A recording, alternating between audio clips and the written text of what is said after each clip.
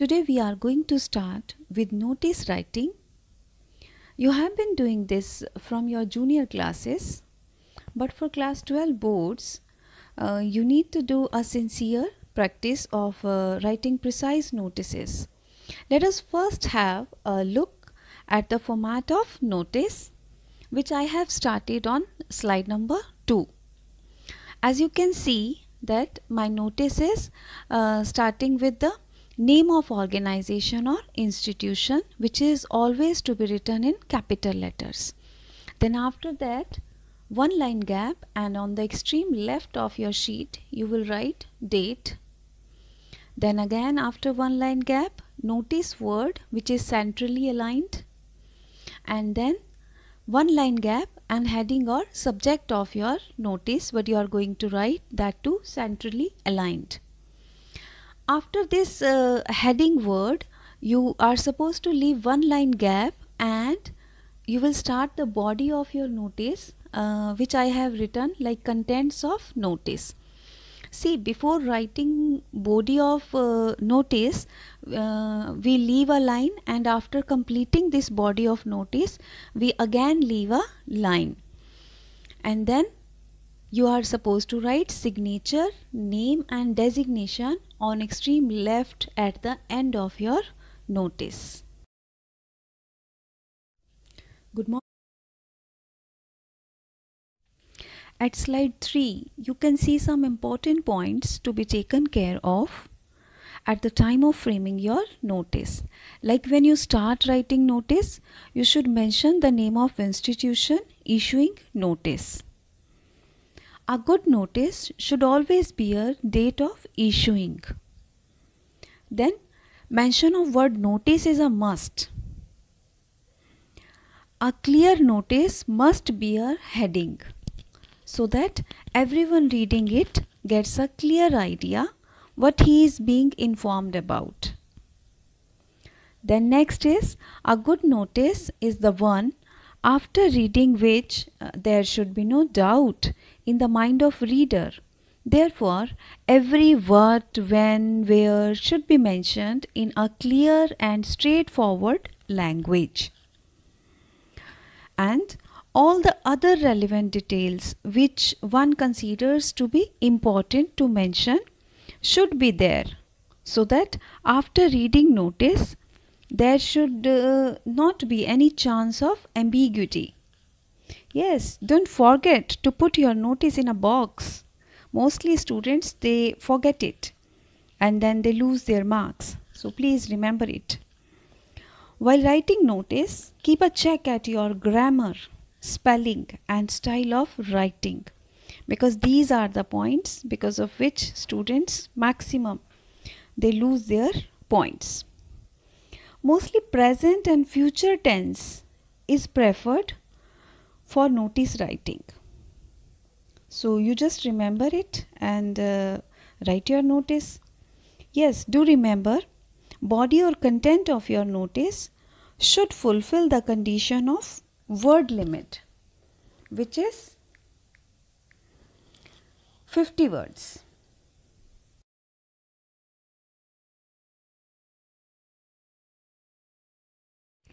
Depending on the purpose, various type of notices are written.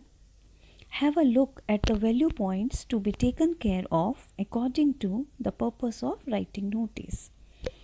For example, on slide number 4, the first one is the found type of notice.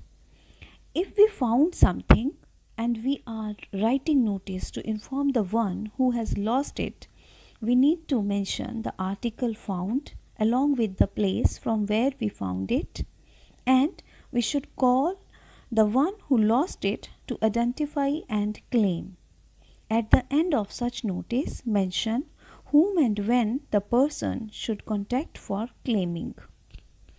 Same way, in lost type of notice, we need to inform about the article lost with the date and place, if any identification marks, and the contents in that thing which is lost. And do mention, if found, whom to contact And don't forget to mention about the reward which is to be given to the finder of the that article. Then on same slide there is notice for meeting. In this type 2, first mention date, time and name of event or meeting with venue, place, agenda or purpose, who are the person for whom it is necessary to attend the meeting, and for further information whom to contact.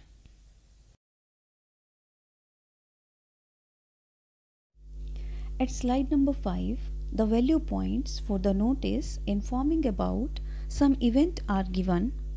If we are informing about an event through notice, we should start with the name of event along with the organizer, objective or purpose or occasion of the event should be clearly mentioned.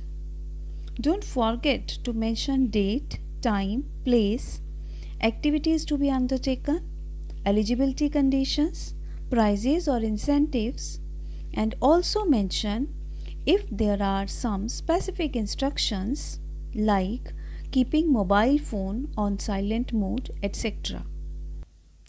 Then on same slide there are important points for a notice informing about tour, camp, fair, mela or exhibition. In this type also, first mention the name of organizer, the name of activity and the occasion if any. The venue, aim or objective, date, expenditure, etc. should be clearly depicted. The detailed information of beginning of program and the culmination should be there in the notice. For tours, place to be visited along with duration, contact address must be written. Information regarding do's and don'ts should also be given.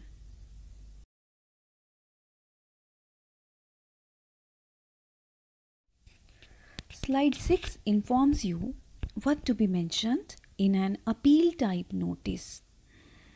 Like name of event, organizer and objective of appeal should be clearly told. Specific details like date, time, place, slogan for appeal shouldn't be ignored. It should end with contact address and specific instructions. And the last but not the least is warning or instruction type notice.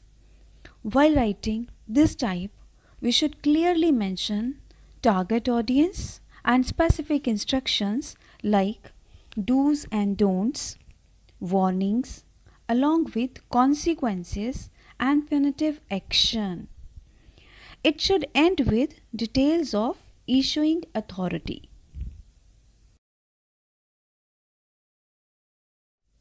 At slide 7 and 8, there is one solved example for your reference.